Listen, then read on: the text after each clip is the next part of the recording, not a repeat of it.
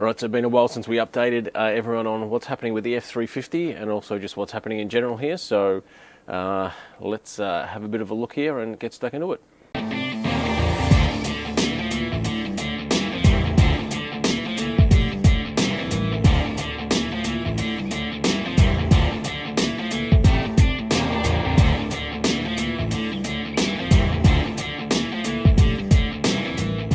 Alright, so F350 is here. Yeah, haven't done much on this lately, but now you know why there hasn't been much content, because we've been forging ahead with the RX7 project, which was announced about a month or so ago over on fullBOOST. So if you haven't seen it, there's 3 episodes up of that already, so go check that out. But for the F350, there's been some changes, some pretty big changes. So let's take a look at them now. So the biggest change is, I guess, that's right, that is a filthy, dirty old carburetor. That's a 600 vac secondaries Holly, which is pretty much okay for a sedate sort of 5.8 litre V8 engine like this. It's got a cam, but if you're really only going to race in performance mode and stuff, you'd probably want something like maybe a 750 double pumper or whatever, but that's good enough. Got a reg out of Summit and a gauge or whatever, just so I could throw something on it. Single coil, with the old distributor that originally come with it. So yeah, you're probably thinking, why have you done this after doing some of the modifications? And the reason is this old girl's for sale. So it was like with all project cars yeah, that you see on YouTube and that, they don't all stick around for decades and years and that. So you'll see many people cycle through project cars, they come and they go, whatever. So we built this one. The build was done, but after the build finished and that, I'm a bit of a wimp, to be honest. So I like a lot of creature comforts, especially when I'm driving to the racetrack and stuff like that. And I mean, this could have had more money spent on it to make it even nicer with some nicer seats and stuff. But I was just at the point now where I need to, I guess, upgrade this old girl as well. So this is 2000 late 2014 or something, Redline, and this beast and this thing right here, right now at COVID, the pricing that they're selling for is almost too good to resist not to try and move them on now. So you know, this thing, I'm seeing these in pretty similar condition or even worse condition selling for, or being advertised. There's a difference between what they're actually advertised and what they sell for, but they're being advertised for, you know, $25,000, and they look like they're disappearing from marketplace pretty quickly. So I think I'll probably throw this up around the 20k mark. We've basically done everything and anything on it. We're on a bit of a montage now, some other work that you haven't seen yet that we've done on suspension bushes and stuff like that, I-beam arms and whatnot. So I mean, pretty much anything and everything's been done with it. Now, I know we've got a lot of stuff for the car and that's going to go on another project. So we've taken off the fuel tech, all the Deutschwerk pumps and the surge tank, the racework hose and fittings and that. So all the kind of stuff that actually was put into this project, we've pulled it off and getting ready for another project, which is why that is on the car. So we can we can reinvest all those parts back in the car. But yeah, I mean, there's not a single one of these online at the moment that's under 40 grand basically. So I want something that is just nice and comfy and I can really enjoy my drive to and from the track.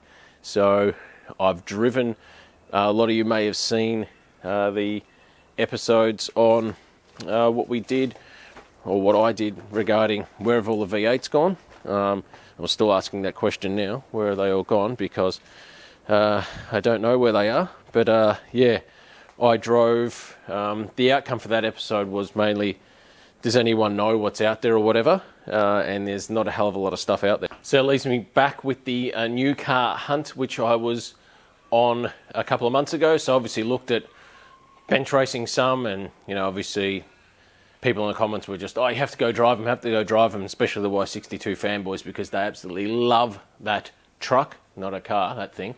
And I did just that. So I went and drove the Ford Everest, had 10-speed, 2.2 litre, 4-cylinder diesel. Horrendous.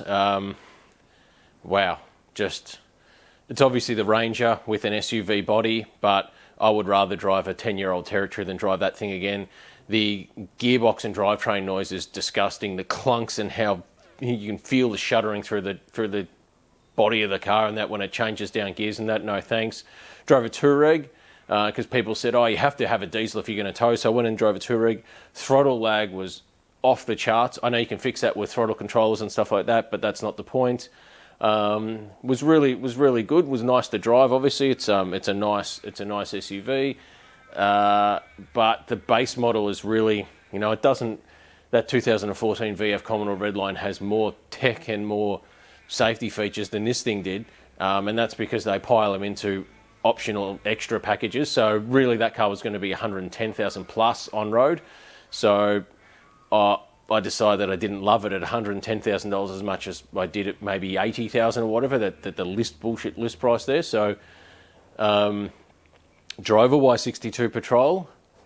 Sounds nice, goes nice in a straight line, but it is a truck and so much body roll and that around corners and that. So yes, there's features there. I mean, that the dealership could have had the tyres underinflated or something. It could be it's factory suspension and stuff. I know these things are trucks and they're designed to go off-road, but I don't want it for off-roading, so it's still probably the front runner. The only other option was the Jeep Grand Cherokee SRT.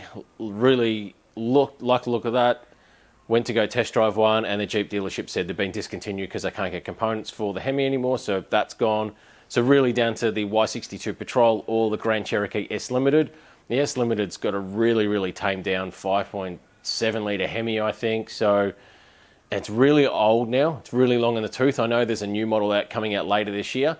More than likely that'll be ultra expensive anyway. So the Y62 is probably the front runner, but I need to look into more how I can get it driving more like a car, so to speak, or like one of the smaller SUVs, not a big truck like what it is. So I'm thinking maybe bigger wheels, smaller profile tyres, lowered springs, maybe some stiffer shocks, stiffer hydraulic sway bars, and maybe it'll help a little bit its sure-footedness when you're taking sweeping bends and stuff like that. So I know there's Patrol owners out there that'll just spit out their cornflakes at the drop, at any kind of negative conversation surrounding the Patrol and how good it drives and that.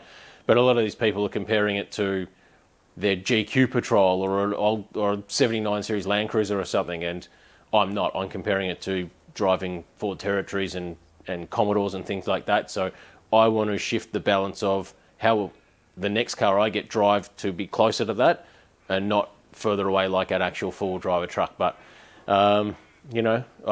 it's not the design purpose for it, so see what we can do. But yeah, I mean, that's where I'm at now. Got to get a trailer too, so instead of having, if I'm going to be racing, say, at least 10 to 12 times or something a year, every time you hire a trailer is about $250 or thereabouts. It's a lot of time to get the trailer, get it back, and prepare it. That you almost blow like a couple of hours the day before preparing for a race. So, if you're hiring a trailer 10 times a year, it's $2,500.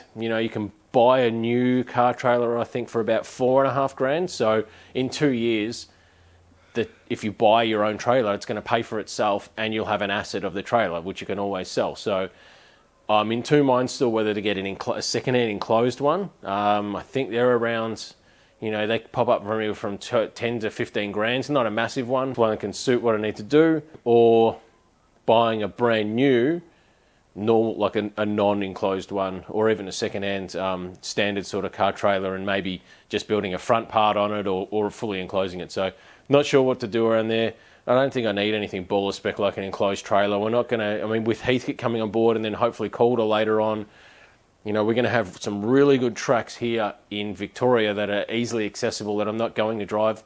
Jamboree is probably the only event I'll actually go into state for. I'm not a Group 2 racer. I'm not a trophy hunter that, I'm going to go and drive all the way around Australia just to compete in ANDRA IHRA series and that. I'm a hobbyist racer, and the only reason I go racing really is to have fun and probably chase ET or mile an hour and stuff like that. It's not to win a class or stuff like that. So driving into state really doesn't interest me overall for just to go racing if I can go racing here in my own state, and it's only an hour sort of trip or whatever. So that's probably the next step that we need to look into and start looking pretty serious into. I need to, if we weren't in lockdown, I'd probably go and try and drive a patrol now and work out a deal at a dealership to get one on the way, because there's a 4-month lead time apparently for those things too. So that's another factor we're going to worry about there. But let's have a bit of a look around this garage and maybe see if we can start that old F350, because it hasn't been kicked in the guts in a while. So let's see if it actually runs. So I can't show you what's just here outside of frame because the build of the RX7 is a little bit further ahead than what you're probably seeing on fullBOOST at the moment. But you can see there's plenty of parts here. Well, not really plenty of parts, to be honest. There's very little parts in the bins now, which is great. Still got to plumb the main feed line for the nitrous, which is that. Got a bit of this to tip in the methanol, so it's not as harsh on the lungs, basically.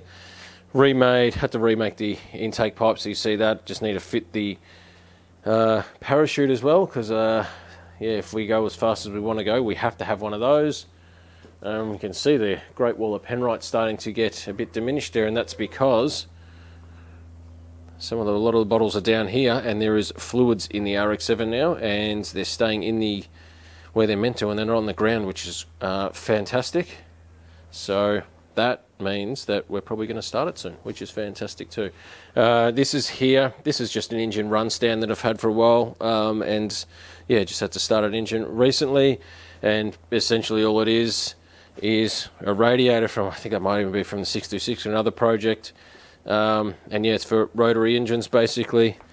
Got water pump, thermofan, so I can run these things for a long time on this stand. And yeah, I can just control everything here, so the fuel, ignition, all that kind of stuff. Just got a little old Microtech down there. I've never even bothered tidying the wiring up on this. I just run it normally on 2 primary injectors, and yeah, sits there, starter motor, all things up. So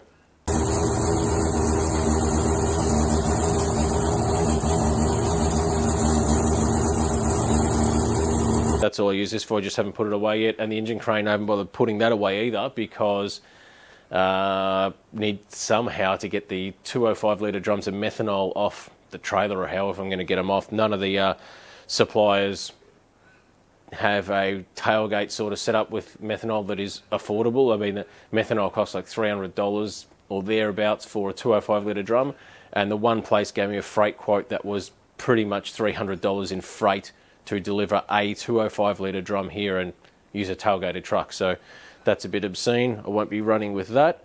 Don't know what fuel we're going to run. That's just a 20 litre methanol that we had for testing in the 626 for methanol water injection that we did for a video. And yeah, this garage is in complete state of disrepair. So if you know anyone that's chasing FD RX7 parts, I have some internal body parts and stuff like that, like door trims and whatnot. So I've got a bit of that stuff there. It's just an old turbo on that, but there's so much junk here, and the reason why there's so much junk here is because, not that I like walking in a complete pigsty, but the RX7 behind me is my number one priority, and I just want to get that built, finished, running to the point where I can get to the dyno, and then all this will disappear and go. Until it's running, I don't want to put stuff away in boxes and stuff. I just want it all out in the open. I know where it is and that, because sometimes you pack stuff in boxes and you might not label it correct, and then it's gone forever. So got a list of stuff here of parts that I need to order. It's always good to run with stuff like that. Like, it's great to have a list of, fill the engine with oil and stuff like that. That's great as a running list, but running with a parts list like this will help you maybe save time and save on freight and stuff like that. So instead of just ordering one thing at a time and paying $30 in freight or whatever, if you write a list of all this kind of stuff, and then you can get it all at once. Once a month you might order a big bulk amount of parts, and yeah, instead of paying $150 in freight over 5 different orders, you just pay $30 once. So all right, let's see if this F350 actually starts. All right, I can't say I'm confident it will start because I haven't started in about a month, but we can always try. Now, of course, carburetor life, I've got to get over here and pump the pedal about 30 bloody times to prime the system and shit, so whatever. The old Carter ringing into life there. let's see how we go.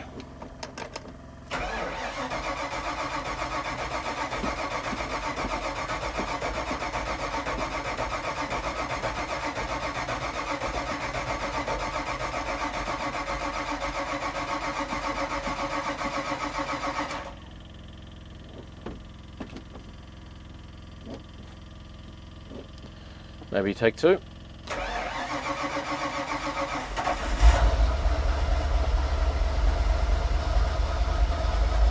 It's a little bit cold. I've sort of set the floats on this, but not really. I'm not sure the size of the engine that this was on. I can't remember if it was just even like a 253. It was from my mate Glenn's ski boat, so all I've done basically is set the idle a bit high just for now, but yeah, it runs. I've driven it a few times and whatever, but yeah, it still works. And I put the projected trickle charger on it for a couple of days, about a month ago, and yeah, that was enough to even just have enough juice in it still a month later. So I think they're only like $50 or whatever. So yeah, they're a brilliant investment. So that's great. It's all running. Let's have a look.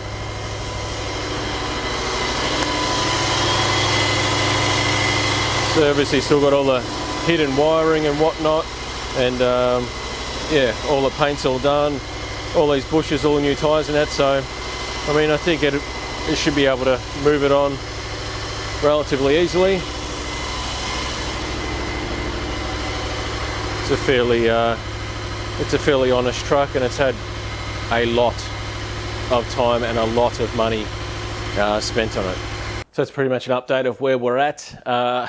Obviously, I think New Year's Day or something, I said I was really needed to make a decision on whether I was going to really invest a lot of time in this channel and put out videos every week or something, or not. And I do want to do that. However, the RX7, a lot of parts come in at that point in time, and we just went full steam ahead on it. And this channel has always been something that was born out of just, oh, it's a place to put some other content that wasn't right for fullBOOST, such as some of the extra F350 ones and some of the tech videos. But my main priority is the content for fullBOOST. So the RX7 was the number one priority, and getting that done is what I prioritized, obviously. So what I will be doing, however, which I've mentioned in a couple of videos in the comments on the RX7, is people ask like, oh, these videos are too short. Oh, I want to know how you did that. So when essentially we go racing, when we go racing with the RX7 and for the first time, and the project is, so to speak, over in terms of the build, I will be running long form videos on here explaining exactly how I did certain things. And then going forward, I'd really like to do some really detailed racing analysis videos. So stuff on things like going through the data and shock setup and what we did and tire pressures and all that kind of stuff, and the tune-up and no secret sort of stuff. I'll just lay it all on the table and run you through a tune-up, run you through the data, run you through X, Y, Z and all the other details about it, and really debrief the technical side of our racing in that program. So that's enough for now. Thanks for watching. Don't forget, like, subscribe and all that stuff, and I'll catch you in the next one.